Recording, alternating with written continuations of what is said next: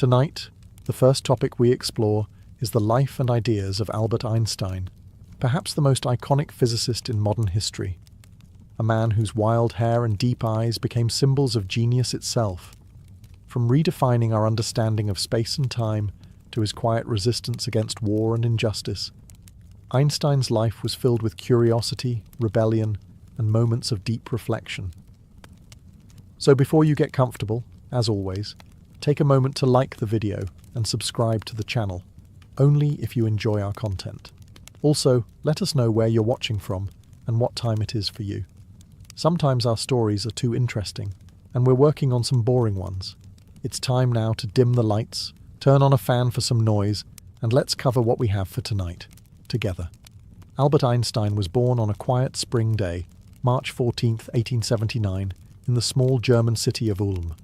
He was not born into grandeur or wealth, but into the hum of ordinary life.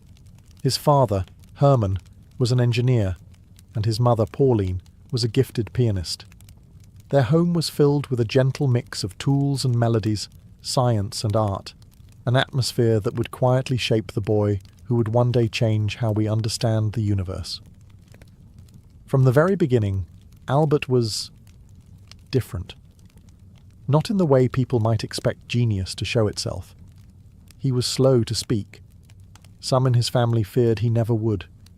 He often repeated sentences softly to himself under his breath, as if trying to make sense of the words before releasing them into the world.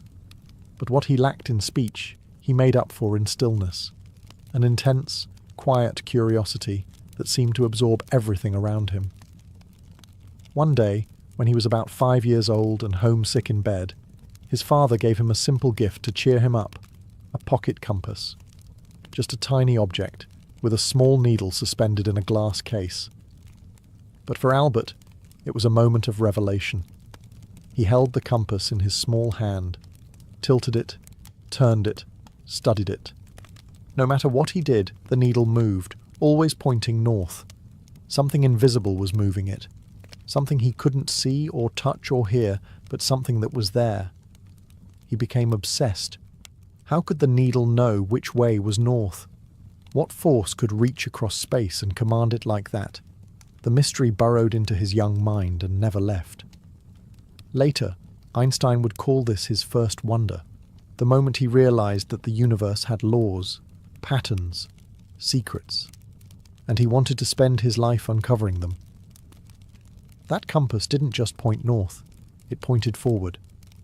It was the beginning of a journey that would carry Einstein across continents, through revolutions in thought, and into the minds of generations to come. Long before chalkboards and equations, it all began with a boy, a fever, and a tiny needle dancing in still air. Albert Einstein's early school years were anything but brilliant. In fact, if you had been one of his teachers, you might never have guessed you were looking at a future icon of genius. He didn't behave poorly, but he didn't exactly follow the rules either. He didn't sit up straight with excitement. He didn't memorize the answers like the others.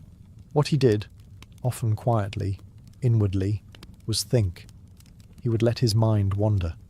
And in classrooms where conformity was king, that made him a misfit.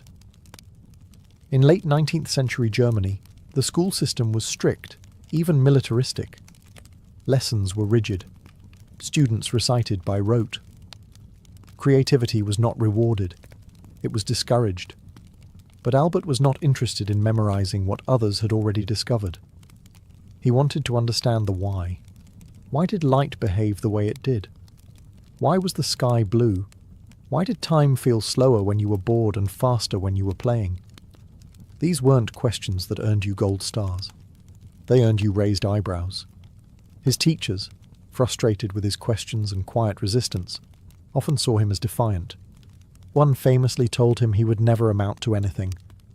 Another asked him to leave school altogether. But at home, Einstein was a different student.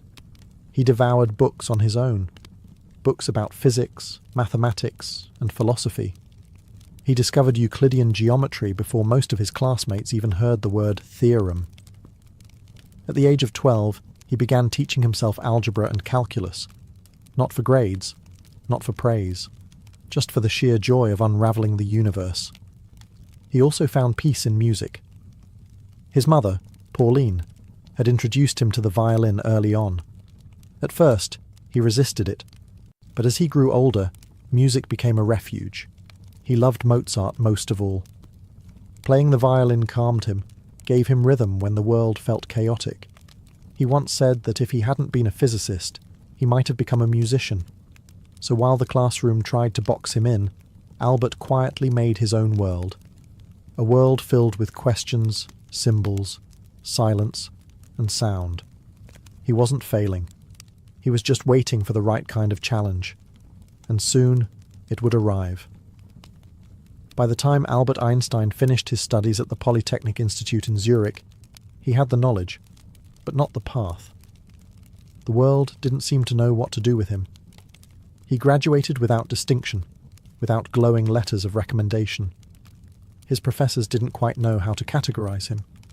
He was brilliant, yes, but unconventional, stubborn, and always questioning. He applied for teaching positions across Europe, rejected, again and again. At times, it seemed as though no one wanted him. For over 2 years, Einstein drifted in what he later called his wasted years. But they weren't wasted, not really. They were the quiet before the storm, the waiting period before genius would be ready to speak. Eventually, a friend helped him secure a job at the Swiss Patent Office in Bern. Not as a physicist, not even as a teacher. He was a clerk. He reviewed patent applications for electromagnetic devices and small mechanical inventions. It was far from glamorous, but it was stable, and more importantly, it was quiet. That silence gave him space.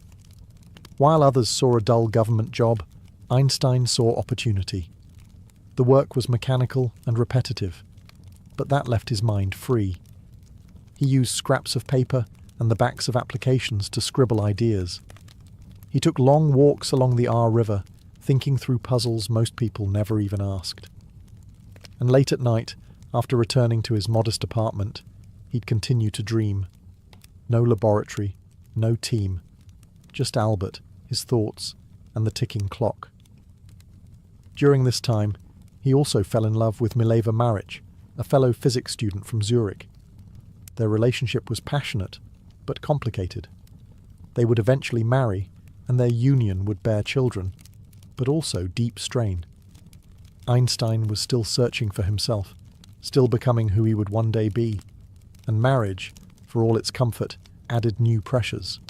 But through it all, one thing remained constant: Albert's obsession with light. He imagined riding on a beam of light, wondering what the world would look like from that impossible perspective. That single thought, born in obscurity, shaped during his lonely patent office years, would soon unlock one of the greatest revolutions in human thought. The world didn't see him yet, but he was almost ready. The year was 1905. Albert Einstein was 26 years old, working full-time at the Swiss Patent Office in Bern. By day, he reviewed designs for inventions. By night, he turned to the questions that haunted him.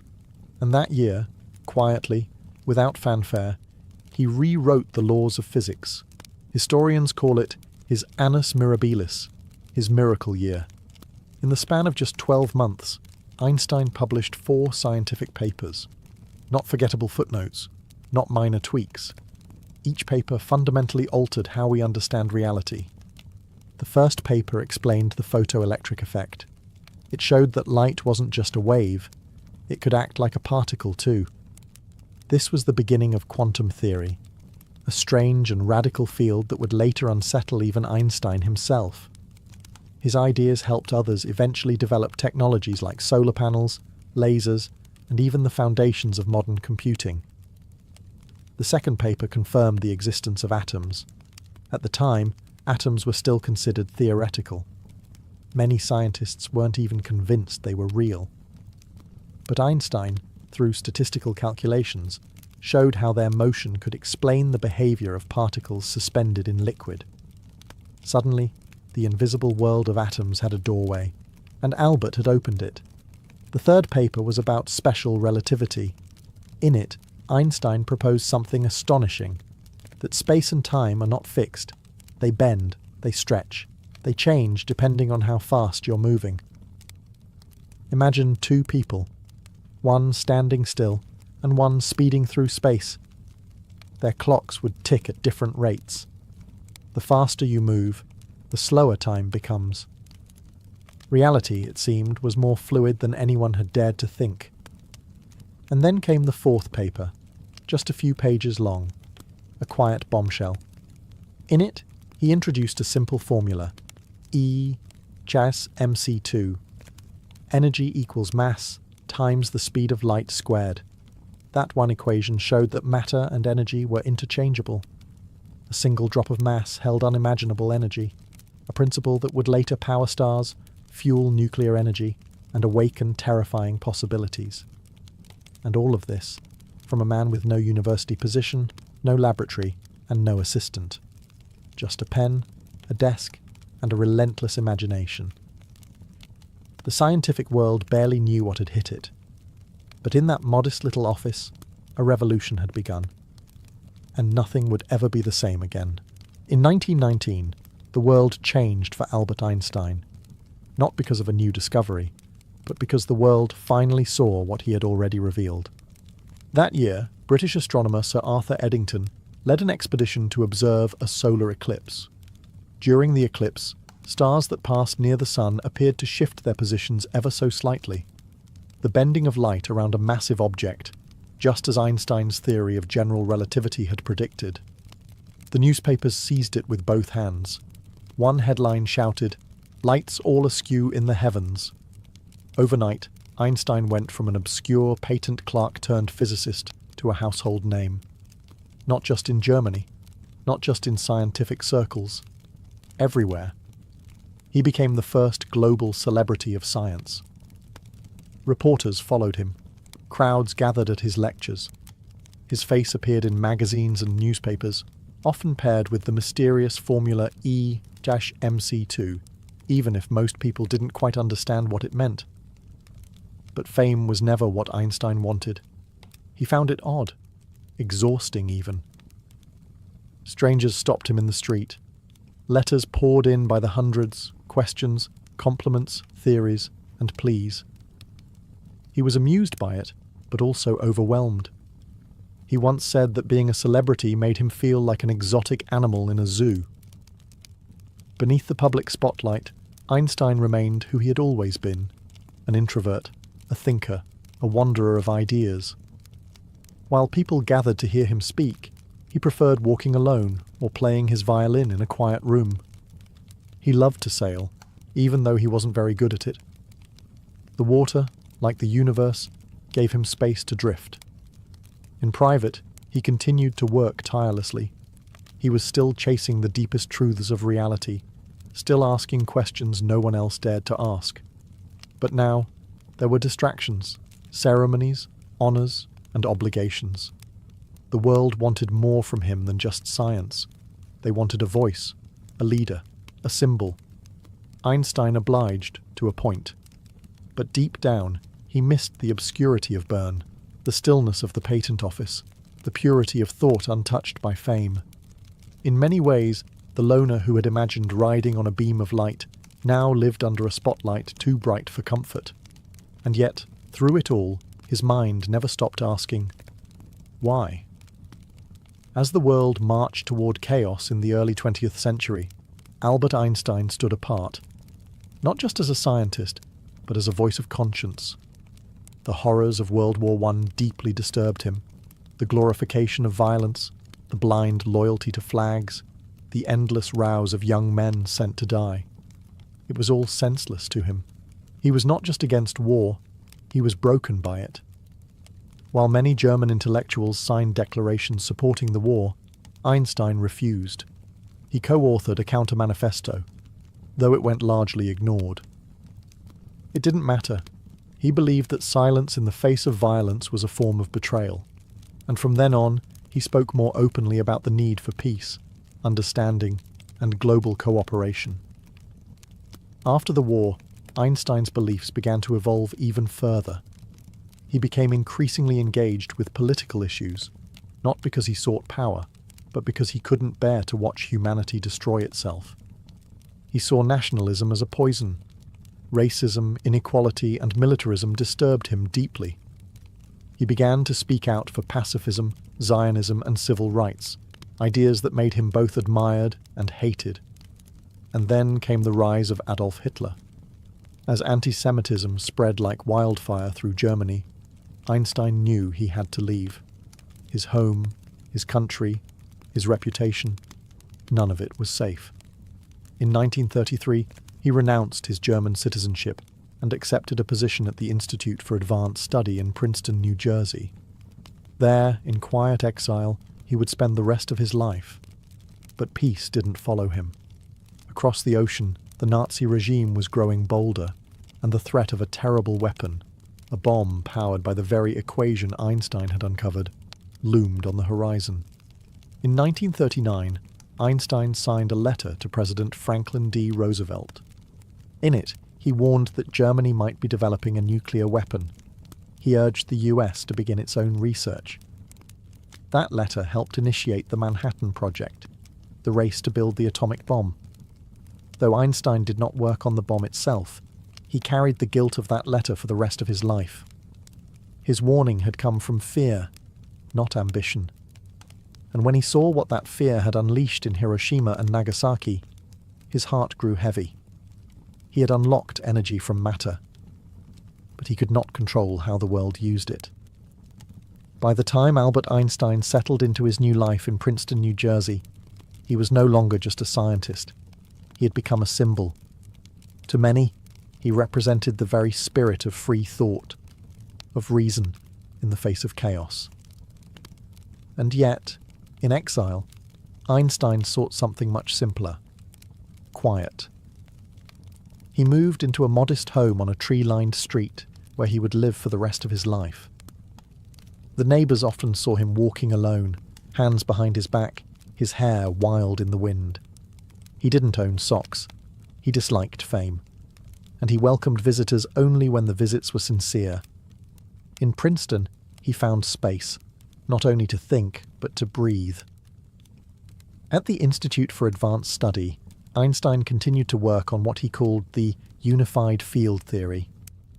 His goal was almost spiritual in nature, to find a single, elegant equation that could explain all the fundamental forces of nature, gravity, electromagnetism, and beyond.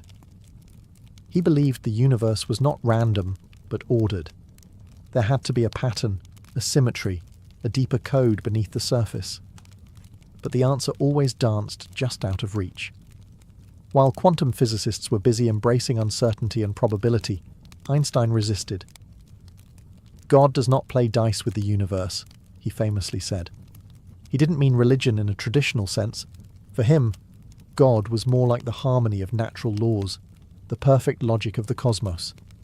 He could not accept that the universe was ruled by randomness. He wanted a universe that made sense. Outside of physics, he continued to speak up. He became an outspoken critic of racism in America, comparing it to the anti-Semitism he had fled in Europe. He supported civil rights leaders, condemned nuclear weapons, and refused to stay silent on matters of injustice. And yet, most of his days were spent in solitude, reading, scribbling equations, writing letters, listening to music, watching the seasons change from his study window. Some believed he had grown out of touch with modern science, but Einstein didn't mind. He was no longer chasing prestige or headlines. He was chasing beauty, truth, something deeper. In the quiet corridors of exile, he wasn't lost. He was still looking for the next mystery worth unravelling. Albert Einstein's final years were spent much like the rest of his life, in thought. He continued to rise early, take long walks, and fill page after page with calculations. His handwriting, still steady, curved across yellowed paper as he tried again and again to find the elusive theory that would unite the forces of nature. It didn't matter that younger physicists were moving in new directions. Einstein had made peace with walking alone. He often rejected fame, turning down honours, speaking invitations, even political power. In 1952, after the death of Israel's first president, Einstein was offered the presidency of the country. He respectfully declined, calling himself unfit for such responsibilities.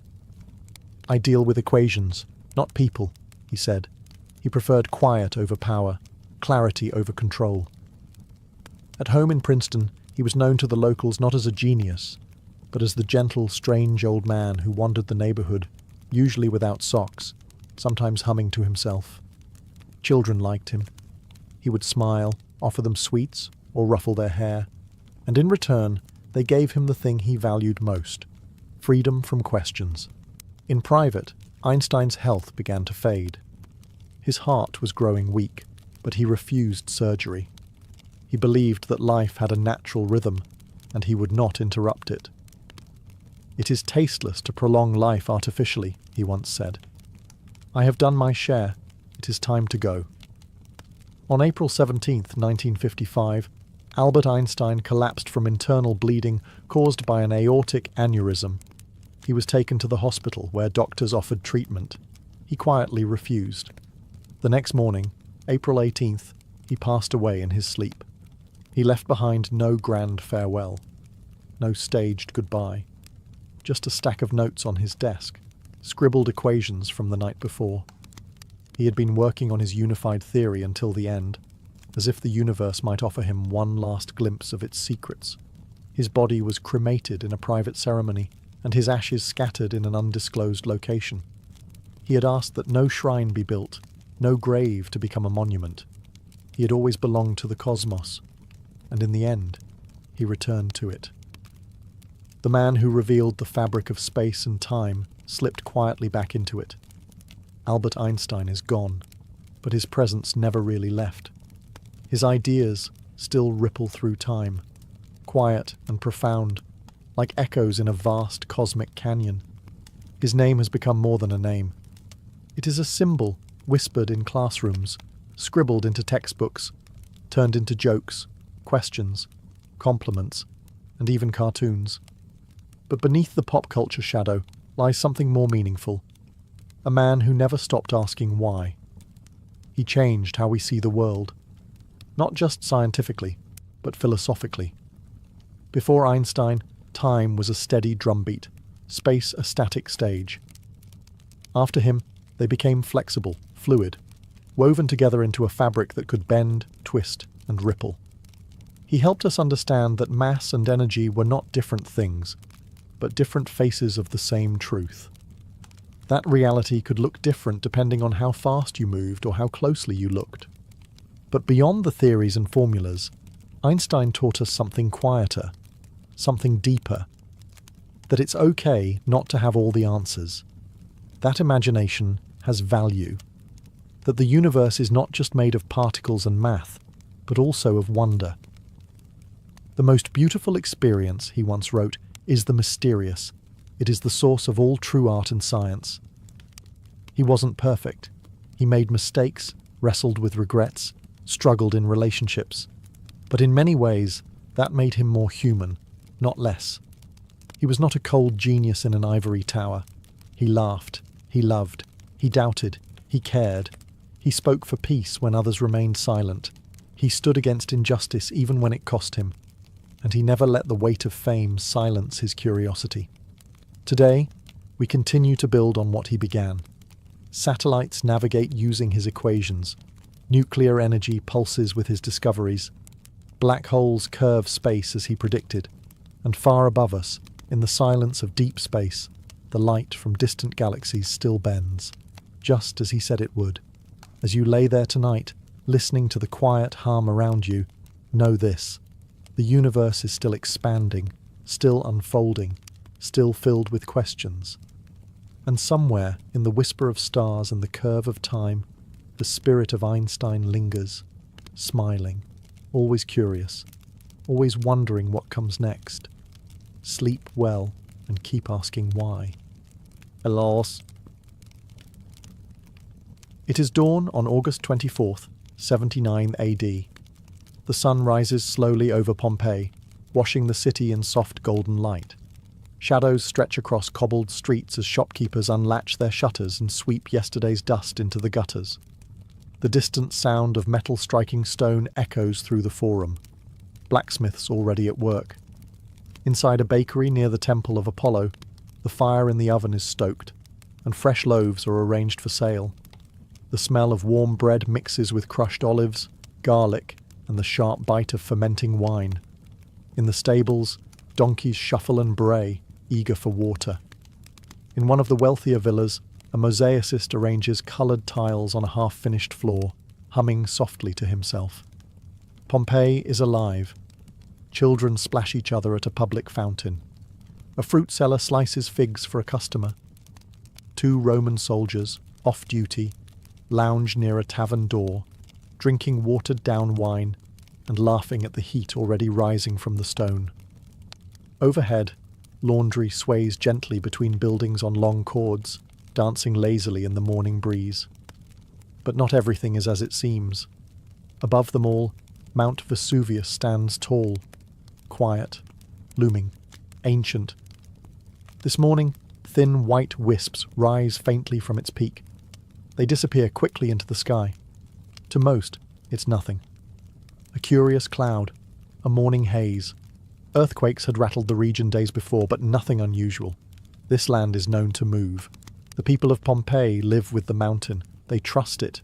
They do not fear it. In a shaded garden, a young woman picks herbs, basil, mint, thyme. Her sandals crunch on gravel as she moves from bed to bed. She doesn't notice the silence above her. Birds have fled. The bees are gone. The air feels heavier, as if the sky is holding its breath. A slave in a nearby household glances up at the mountain, frowning. He senses something, but before he can dwell on it, he's called back inside. Water to fetch, floors to scrub, life to live. And so, Pompeii continues. The morning flows forward, as if the earth itself has not already begun to shift, as if time itself hasn't already decided to stop, by nightfall. The morning grows warmer. By 8:30 a.m. the sun is high over Pompeii, and the streets hum with movement. Shoppers haggle over dates and lentils in the bustling Macellum. The scent of fish and vinegar drifts through the air. Slaves haul buckets of water from public fountains. Children chase each other around columns. Everything feels ordinary. And yet, not quite. Something in the air has shifted. The ground gives a soft tremor beneath the feet. Not enough to knock anything over. Just enough to pause conversation. A moment of uncertainty. Then, like a breeze, the moment passes, and people go on. Earthquakes are common here. The mountain has always stirred. Still, the signs grow louder if one knows how to listen. At the temple of Isis, the priestess stops mid-prayer. A jug on the altar rattles gently, almost imperceptibly. She narrows her eyes at the smoke rising from the incense. It swirls strangely, caught in a breeze that isn't there. She says nothing, but she feels something ancient shifting. In a courtyard garden near the city's edge, a dog whines and claws at the door. It's tied up, as always, but today it pulls harder. The woman of the house frowns at the ash on her steps. Ash? It must be from a neighbour's fire, she thinks. She brushes it away and continues with her day. By 10 past a.m. the tremors become more frequent. Small, rolling quakes every half hour. A crack forms in the side of a wall near the amphitheatre. No one sees it happen. A merchant blames the crack on age and time. But the time is now, and age is no longer the culprit. Up on Vesuvius, white vapour thickens into a dark grey column. It stretches upward, slow but constant. Faint rumbles echo down the slope. The goats have scattered. The air smells faintly of sulphur. By noon, ash begins to fall. Light, at first, like snowflakes, but warm to the touch. They land on rooftops, float into open jars, dust the shoulders of market-goers. Some stop and look up. They squint at the sun, which now glows through a thin veil of grey. The mountain is speaking.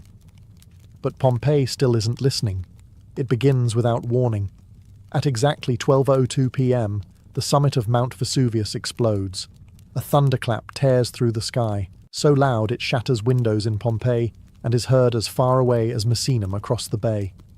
The mountain doesn't just tremble, it opens. A plume of ash, pumice and rock shoots violently into the air, reaching nearly 20 kilometers high in a matter of minutes. The force turns daylight into dusk. From Pompeii's streets, it looks like the sky itself is breaking apart.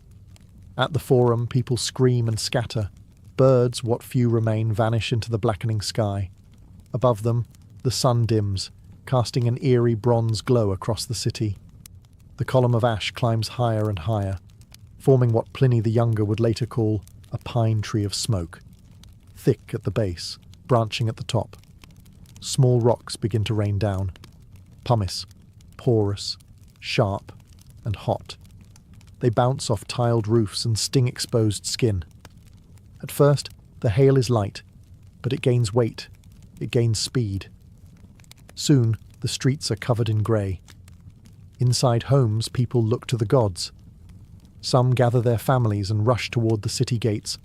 Others retreat deeper inside, believing the walls will protect them. One woman clutches her jewellery and rushes to the basement. A baker, covered in flour, grabs a sack of coins and locks the door behind him. But there is no safety. The ash begins to choke the air. People wrap cloth around their mouths. Their eyes sting. Their lungs tighten. The city's once bright marble becomes coated in soot. Statues of gods disappear under a falling sky. At the harbour, the sea pulls back unnaturally, then crashes back in violent waves. Ships rock and break from their moorings. Some attempt to flee by boat, but the winds whip wildly. Visibility fades. Water turns black. In the hills, a farmer watches in silence as the mountain roars and the heavens rain stone. Time begins to fracture. Minutes feel like hours. The rhythm of life, once measured by the clang of market stalls and temple bells, is replaced by coughing, screaming, and silence. Pompeii does not know it yet, but the countdown has begun. By 1 p.m, the city of Pompeii is unrecognizable. Ash falls like rain, thick and suffocating. The ground is hidden beneath a rising blanket of grey. Roofs begin to sag under the growing weight of pumice. The streets are no longer roads, they are rivers of dust and stone. Panic sets in. Citizens rush to the city gates. The Porta Marina, the Porta Nola, each one becomes a choke point as carts, animals and people collide in frantic waves. Horses rear and buck. Children scream for parents. Slaves run alongside masters, class forgotten in the shadow of the mountain. Inside homes, the light has disappeared. Even at midday, the interior rooms are lit only by oil lamps, flickering dimly through curtains of dust. Some families choose to hide. They shut windows, brace doors, and pray that the storm will pass. Others decide to flee, grabbing whatever valuables they can carry: coins, amulets, silverware, household gods. The air grows thicker by the minute. People press cloth to their mouths, but the ash finds its way in. Breathing becomes a struggle. For the elderly and the very young, it is almost impossible. Some collapse in the streets, coughing, unable to go on. A man helps his pregnant wife down an alley, one arm shielding her head, the other carrying a small bronze statue of Minerva. Nearby, a group of teenagers tries to climb onto the city walls, hoping for a better view, or perhaps a way out. They stop laughing when a nearby roof caves in with a deep, heavy crash. At the baths, steam mixes with volcanic dust. The air is thick and unbreathable. Water becomes cloudy with ash. Those inside stumble out, wrapped in towels, unsure whether to run or return. Farther out in the fields, some who fled early look back toward Pompeii and weep. The city is cloaked in black.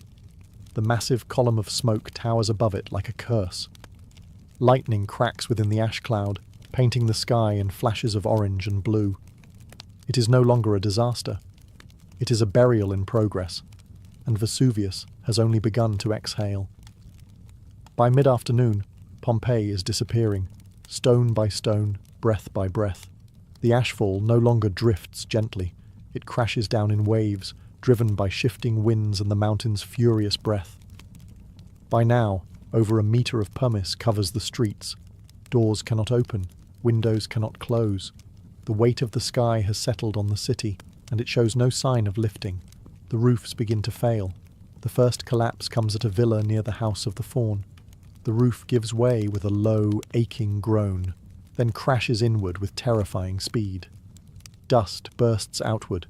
The home's frescoes vanish beneath rubble. Statues fall. A slave girl trapped in the atrium has no time to scream. It is not the last.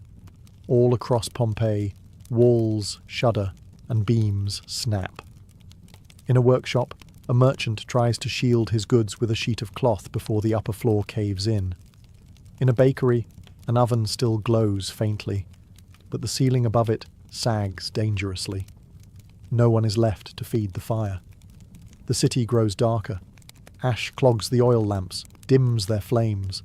The air turns gritty and bitter. It coats mouths, nostrils, and lungs. Breathing is shallow, wheezing. People now move not to escape, but to find air. Just a pocket, just a breath. The silence is broken only by the crashing of buildings, the coughing of the trapped, and the rumble of Vesuvius far above. The world has shrunk to shadows and ash. Some residents retreat underground, into storerooms and wine cellars. There they huddle in pitch darkness, hoping the stone above them will hold. Mothers wrap their arms around their children.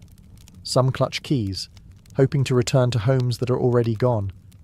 Others hold nothing at all, just the hands of those they love.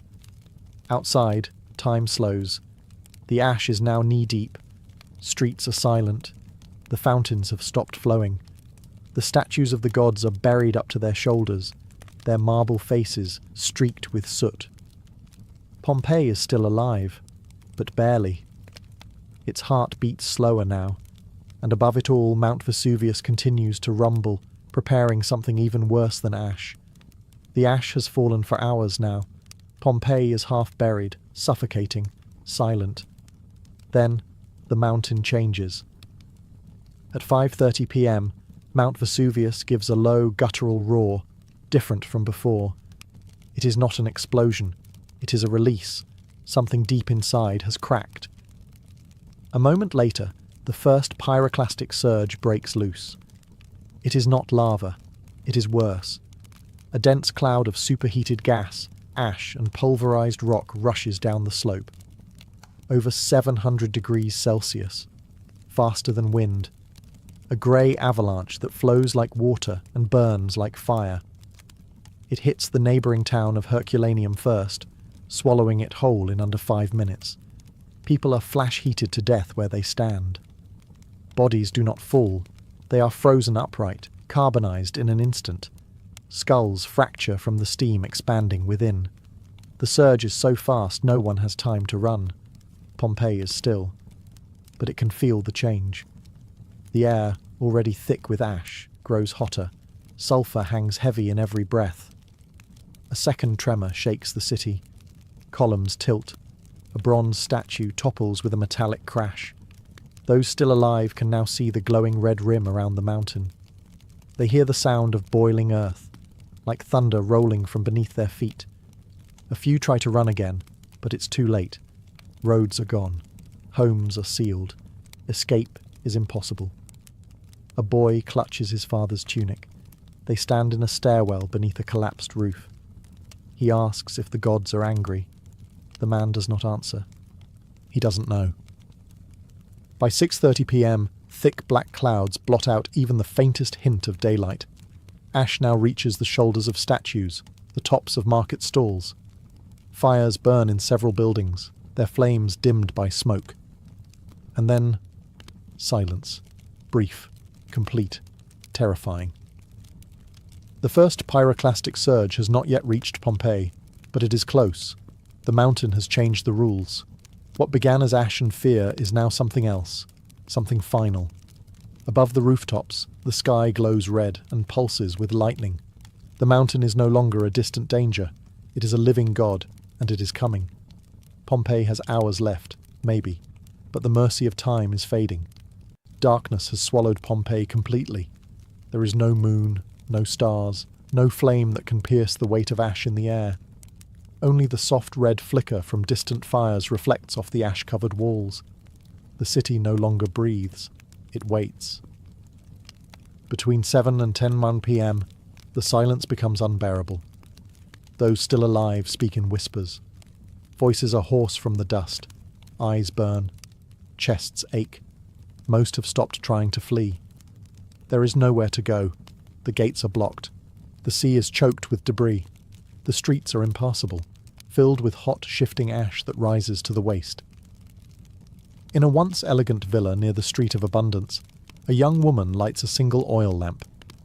She kneels beside her father, who can no longer stand.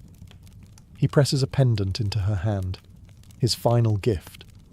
In the garden beside them, statues of Venus and Apollo lean sideways, half buried. Elsewhere, a mother huddles beneath the stairs with her son. She hums a lullaby, trying to calm him, though her voice shakes. The boy is quiet, not because he isn't afraid, but because he is. Fear has become normal. Breathing is the only thing left to do, and even that is fading. In the stables, a dog lies twisted in its chain, claw marks deep in the ground. It had tried to free itself, but the ash came too quickly. By 8:45 p.m., tremors return, heavier, deeper. The ground groans under the weight of pressure building within the volcano. Walls buckle. Another roof caves in near the temple. Dust sprays upward. A pillar collapses into a courtyard, shattering with a final echo. People now crouch in silence. There are no more plans, no more directions, only moments. One breath, another. Pompeii's final witnesses are still. Some kneel in prayer, others lie flat, arms shielding their faces. A few hold hands, lips moving softly in darkness. No more screams, just breath and stone. At 9:50 p.m., the glow above the mountain changes, brighter, redder. The second pyroclastic surge begins to form, faster, heavier, deadlier. The final moments are here, and Pompeii, bruised and blind, does not cry out. It simply braces for whatever comes next. At 10:15 p.m., the mountain breaks. The second pyroclastic surge explodes from the flanks of Vesuvius with no warning. It is not a wave. It is a wall. A roaring mass of gas, ash, molten rock, and invisible death surges down the slopes at over 100 miles per hour. It does not burn. It vaporizes. It does not knock. It crushes. This time, it reaches Pompeii. In one terrifying moment, the entire city is engulfed. The surge races through gates, alleys, gardens, and temples, smashing everything in its path. The temperature reaches beyond 400 degrees Celsius. Wood ignites instantly. Bodies are flash-burned. No time to run. No time to think. Only stillness. People are frozen where they fell. A man reaching for his wife. A mother shielding her child. A priest with his hand still raised in prayer. The heat robs breath before the lungs can exhale. Muscles lock. Ash hardens around forms, leaving voids in the shape of final gestures. Structures collapse all at once. Ceilings fall. Walls crumble. The forum is buried beneath debris. Even marble statues begin to crack and blister from the heat. Fountains dry mid-flow, ash filling their basins like the last offering. The surge takes less than a minute to erase the city. Then, silence. A silence that does not feel like peace. It is too deep, too absolute. It is the sound of finality, of something vast and ancient completing its terrible task. The mountain groans once more, then settles. Pompeii is gone. No smoke rises from chimneys. No voices echo in the streets. No feet walk across the forum stones. The ash lies thick and still. A city perfectly preserved beneath 10 feet of volcanic dust, caught not in ruin, but in pause. The winds shift gently over the plain, carrying the last of the sulphur east. The stars return to the sky, but there is no one to see them. All that remains is shape, position, posture. the frozen choreography of people who had no time to say goodbye. And above them, Mount Vesuvius looms, quiet now, emptied of fury, crowned in steam. But deep beneath that stillness, Pompeii sleeps, waiting. Midnight passes, the eruption slows. What was once a roar has become a murmur, distant, almost tired. Vesuvius exhales smoke into the black sky, but its fire has gone. Pompeii lies beneath it now, utterly still. There are no more screams, no more footsteps, no prayers, no winds to carry them, only ash, heavy and unmoving. Beneath this blanket, the city sleeps. Temples remain standing, half covered, their gods silenced by stone. Amphorae lie untouched in kitchens. Loaves of bread sit fossilized in ovens. Tables are still set. Coins rest in drawers beside forgotten dreams. Time has stopped, but everything has remained exactly where it was, frozen in its last heartbeat. No one comes to search, not for days, not for years. Eventually, not for centuries. Nature reclaims the region slowly. Vines creep over broken columns. The earth cools. New trees root in the ash. Grass grows where Pompeian voices once echoed. The name Pompeii fades from maps, from memory, from history. Other cities rise, empires fall. The mountain sleeps again, and then, 1700 years later, the silence breaks. In 1748, during routine excavation, workmen strike something unexpected. Painted walls, bright, delicate, preserved. They dig deeper. Rooms appear, skeletons, mosaics, streets. Pompeii begins to awaken. Historians, artists, and archaeologists come to the buried city like pilgrims. They brush ash from frescoes. They cast the empty voids left by human bodies, filling them with plaster, revealing forms caught in the moment of death. A man curled on a stair, a girl clutching her necklace, a dog straining against its chain. We do not see ruins, we see life, interrupted. Pompeii becomes more than a tragedy. It becomes a mirror, a time capsule, a reminder that joy, fear, beauty, and loss all coexist in a single breath. That a city can disappear in one night and still whisper across 2 millennia. Today, we walk the same streets. We stand in doorways where others once lived and loved. We stare into plaster faces shaped by fire and silence, and we imagine their voices. They are gone, but they are not forgotten. Because sometimes, the past is not lost. It is simply waiting. And in the quiet grey of volcanic ash, Pompeii still remembers. At the turn of the 20th century, a quiet exodus began. From Georgia, Mississippi, Alabama, and Louisiana, black families packed what little they had and moved. Some boarded northbound trains, others rode in the backs of wagons, with children asleep on bundles of clothes. They were escaping Jim Crow laws, lynchings, debt slavery, and fear. They were chasing something distant and fragile: freedom. Between 1910 and 1930, over 1.5 million black Americans left the rural South. Historians would call it the Great Migration. But for those who lived it, it was simply a chance to breathe. Cities like Chicago, Detroit, and Philadelphia welcomed these new arrivals. But it was Harlem, in Upper Manhattan, that would become the brightest flame of all. Originally developed for white middle-class families, Harlem's housing boom collapsed in the early 1900s. Landlords, desperate to fill apartments, turned to the black community. What followed was a transformation. Harlem became more than a neighborhood. It became a sanctuary. Within just a few blocks, you could find doctors, tailors, shoemakers, artists, and jazz musicians. You could hear sermons and saxophones, see poetry and protest, all in the same breath. It was not an easy life. Racism did not disappear in New York. Jobs were scarce, pay was low. But something else filled the streets. Hope. For the first time, black people were living not in survival, but in expression. They were among their own, in a place that felt like something they had never known before. Home. Harlem became a laboratory of black life, a place where culture wasn't just preserved, it was remixed. Traditions brought from the South mingled with Caribbean rhythms, African spiritual roots, and European modernism. Voices once silenced began to sing. Ideas once ignored began to spark. And before long, Harlem wasn't just a place to live, it was a place to be seen. By the early 1920s, you could feel it. Something was blooming. Not a revolution in politics, but in art, in music, in language, in pride. A renaissance. Not just of talent, but of identity.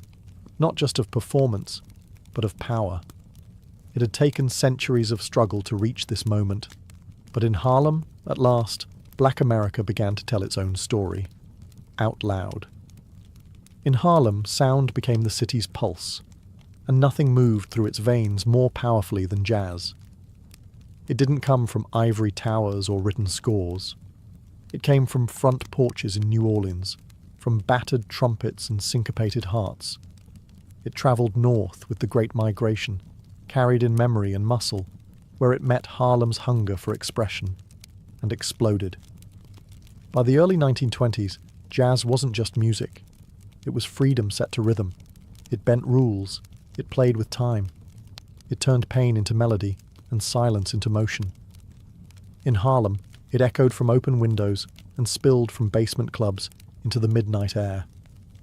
On any given night, you might hear the gravel-rich voice of Bessie Smith rising from a record player in a parlour.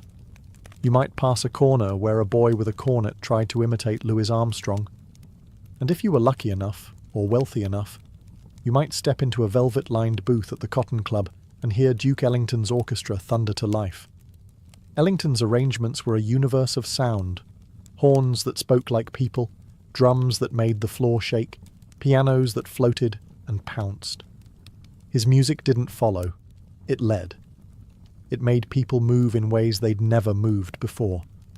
For the first time in American history, black musicians weren't just playing music, they were defining it.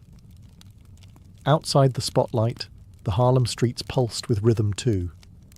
People danced in the Savoy Ballroom, a place where black and white New Yorkers danced side by side, a radical act in its own right. Swing, stride, blues, it all blurred into one heartbeat. But jazz wasn't just noise, it was language. A trumpet solo could shout or weep, a saxophone could seduce or mourn. It captured what words often couldn't.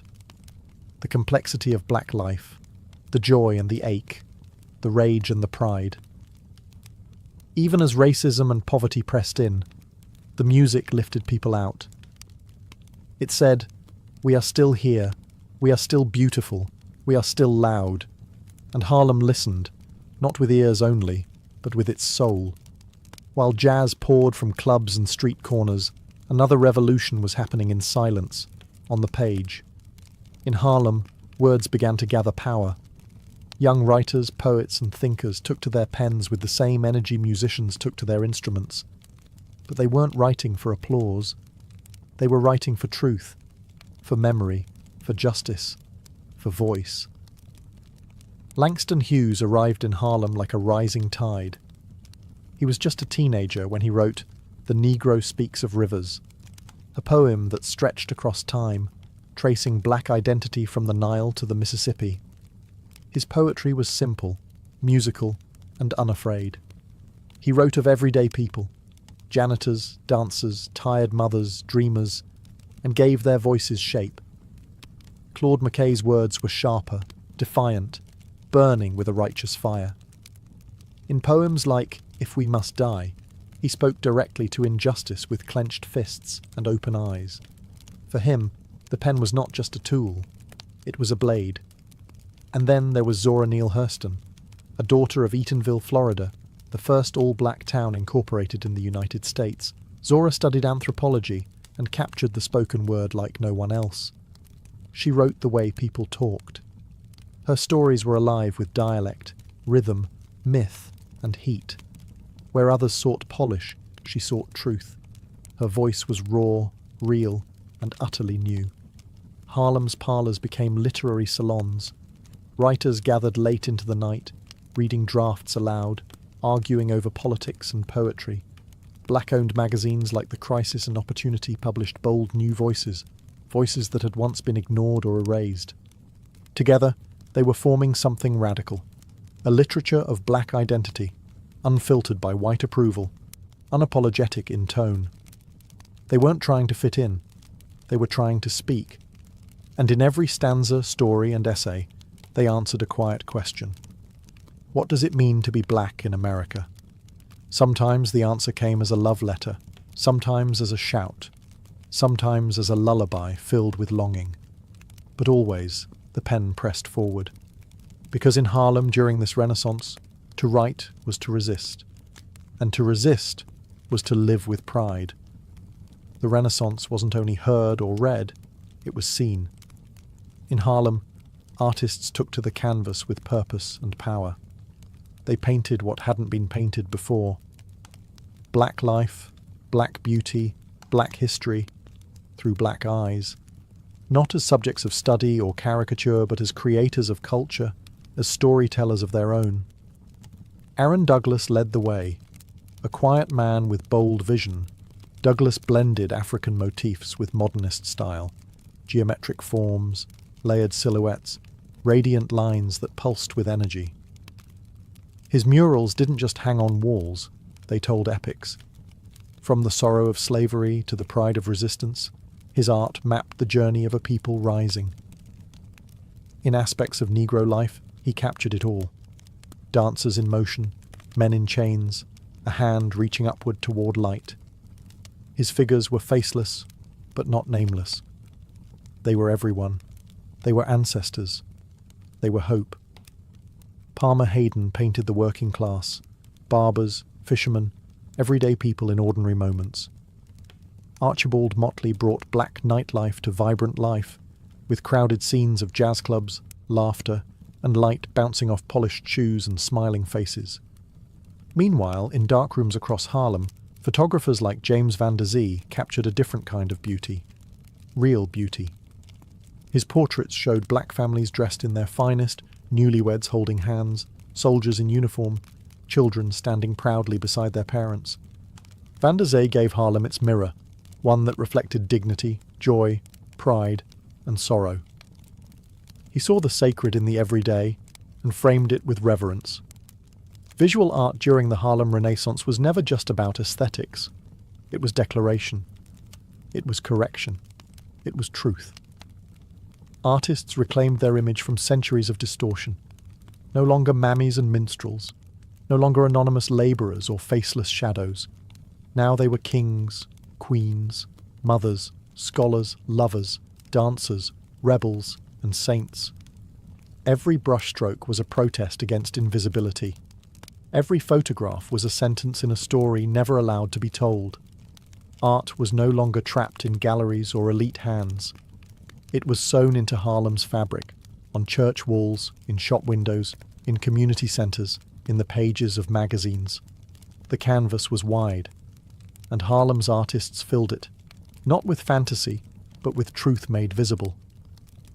While jazz filled the air and poetry lit up the page, something deeper moved beneath Harlem's Renaissance, an awakening of political purpose. For centuries, black people had been told to shrink themselves, to be invisible, to survive quietly. But in Harlem, pride was becoming a public stance. And with that pride came politics, not in the form of party lines, but in the form of identity, power, and refusal. W.E.B. Du Bois, the scholar and activist, had long believed in the uplift of the talented tenth, the most educated and accomplished black individuals who could lead the way forward. He saw the Harlem Renaissance as proof that the race had greatness to offer, not someday but now. He urged artists to use their gifts not just for beauty, but for justice. He believed that art should serve a purpose, elevate the race, challenge white supremacy, and shine light on truths too long ignored. But not everyone agreed. Younger artists, like Langston Hughes, pushed back against the idea that black art had to behave. Hughes wanted freedom, to write about the poor, the struggling, the joyful, the angry. "We know we are beautiful," he wrote, "and ugly too." For him, the politics of pride was about showing all of it, the full, messy, glorious humanity of black life. Then came Marcus Garvey. Where Du Bois focused on integration and uplift, Garvey dreamed of independence. Through his movement, the Universal Negro Improvement Association, he preached self-reliance, economic strength, and a return to African roots. Garvey's message resonated. His parades filled the streets. His red, black, and green flag became a symbol of global black identity. He spoke of ships, of black-owned industry, of shaking free from systems that would never accept them. Together, these voices, Du Bois, Hughes, Garvey, and countless others, didn't always agree. But they created a chorus. And in Harlem, that chorus was loud, brilliant, and unignorable. Because the Harlem Renaissance wasn't just a cultural movement, it was a political one. A movement that didn't ask for a seat at the table, it built its own. And beneath every note, every brushstroke, every word written by candlelight was a steady, rising drumbeat. We exist. We matter. We are. In the spotlight of Harlem's stage, a new kind of woman stood tall, brilliant, bold, and unafraid. She was more than a muse or a background character. She was a scholar, a singer, a sculptor, a storyteller. She didn't ask to be included. She declared her presence. And in doing so, she helped shape the Renaissance itself. Zora Neale Hurston was one of its brightest flames. A folklorist, novelist, and unapologetic voice of the rural South. Zora brought black dialect, myth, and rhythm into literature with fearless clarity. Where others reached for polish, she reached for truth. Her characters spoke like the people she grew up with. They sang, they laughed, they fought, and they lived. In their eyes were watching God. She gave readers a heroine who found her voice not through love, but through loss, through land, through herself. Zora studied anthropology at Barnard College, the only black student there. She travelled the South, recording songs, traditions, and stories that had never been written down. She treated black culture not as a curiosity, but as a legacy, one to be honoured, one to be preserved. She wasn't alone. In Paris, Josephine Baker electrified European audiences. Barefoot and fierce, she danced with joy and rebellion. Her performances were playful and political, mocking the very stereotypes others tried to impose. Offstage, she became a spy during World War II, smuggling secrets for the French resistance. Back in the States, women like Ma Rainey and Bessie Smith gave voice to pain, pleasure, and power through the blues. Their lyrics were raw. Their presence was undeniable. They sang not for approval, but for release, for themselves and every woman who had loved hard and lived harder. Women of the Harlem Renaissance also organized. They led clubs, published essays, hosted salons. They fought for women's rights while confronting racism within the broader feminist movement. They carved their own path through art and activism alike. These women were not accessories to the Renaissance. They were architects of it. They redefined what it meant to be black and female, unbound, unfiltered, and unashamed. And in every word, every note, every painted line, they left a message echoing through time. I will not be silenced. I am the story too. When the sun dipped below the Manhattan skyline and the street lamps flickered on, Harlem transformed. By day, it was a city of workers and thinkers, families and artists. But by night, Harlem came alive in a different way, a rhythm that pulsed beneath the surface, in smoke-filled clubs, crowded ballrooms, and late-night whispers. The music didn't stop when darkness fell. It got louder, bolder, sweatier. The Cotton Club was one of the most famous venues, lavish, glittering, and segregated. White patrons sat in tuxedos and pearls, sipping gin while black performers gave them the night of their lives. Duke Ellington ruled the stage, his fingers commanding every key. Dancers flew across the floor like lightning. Voices rose over brass and beat. The irony was sharp. Black bodies on the stage, banned from the seats. But the performers owned the room in their own way. They dazzled. They dominated. They created something so magnetic that even racism couldn't look away. Elsewhere, the Savoy Ballroom told a different story. It was the people's place. No velvet rope, no segregation. Here, black and white dancers mingled freely. Lindy hoppers spun in wide circles, skirts twirling, shoes sliding. The floor was alive with joy. The music was louder here, rawer, closer to the ground. Beyond the dance halls, Harlem's nightlife included back-alley speakeasies, upstairs jazz dens, and apartment gatherings where strangers became friends over records and wine. These weren't just parties. They were performances, rituals of release. In a world that tried to keep black people quiet, Harlem at night was a place to laugh loudly, move freely, and claim space. Writers came too. Langston Hughes scribbling poems on napkins, musicians trading verses between sets, painters sketched by candlelight, philosophers debated over bourbon and smoke. Every evening held the promise of art being born in real time. But Harlem's nights weren't just glitter and music. They also revealed tensions between fame and exploitation, celebration and survival. There were performers paid pennies for brilliance, dancers who worked until dawn, then woke at noon to clean hotel rooms. Behind the glamour was grit. Still, something electric lived in those hours. Something that said, "We are alive, we are brilliant, we will shine, especially when the world goes dark." And shine they did. In Harlem, even getting dressed was an act of defiance. Every collar, every hat tilt, every flash of colour was more than fashion. It was statement. Style wasn't just about beauty, it was about power. About being seen in a world that tried to make black people invisible. Men wore zoot suits, broad shoulders, high waists, long jackets that flowed when they walked. It wasn't subtle. That was the point.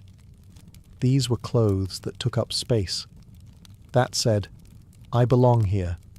Shoes were polished to mirrors, hats angled just right. Even the strut down Lenox Avenue carried intention, a rhythm all its own. Women embraced elegance and boldness.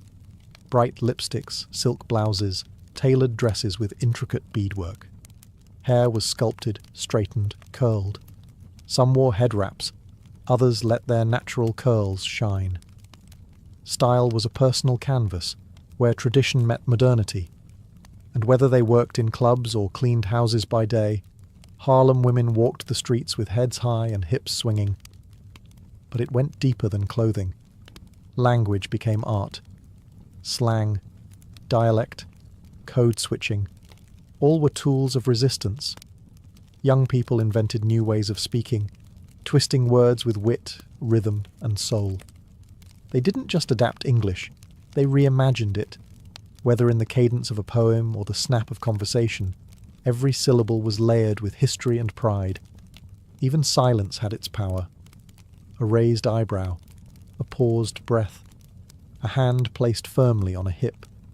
These too were part of the performance, non-verbal declarations that said, "You may overlook me, but I see myself clearly." In beauty salons and barbershops, community temples in their own right, style was passed down, shared, sharpened. One person's swagger lifted another's confidence. One woman's bright scarf became the spark for a dozen others to wear theirs with pride. Harlem's style travelled. It rippled into Chicago, Detroit, London, and Paris. It influenced painters, photographers, and filmmakers.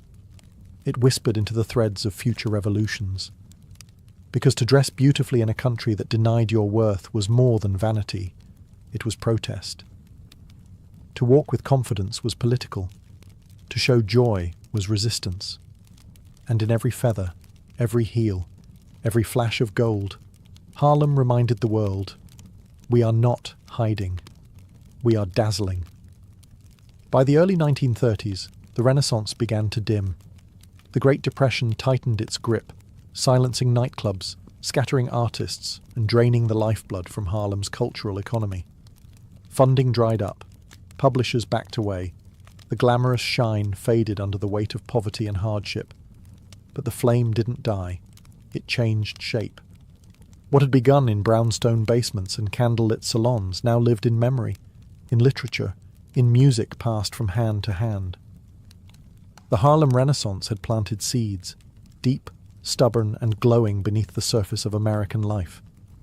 Its writers became mentors. Its musicians became legends. Its painters became history's mirrors.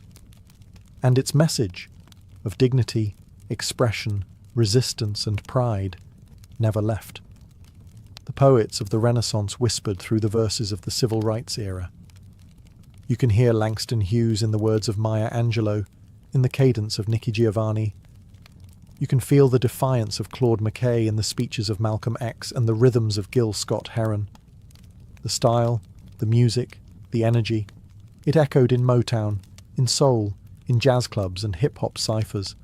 It danced across the stages of Broadway and spoke boldly from pages taught in classrooms across the world. Even today, Harlem remains a sacred space, a monument not of marble, but of memory.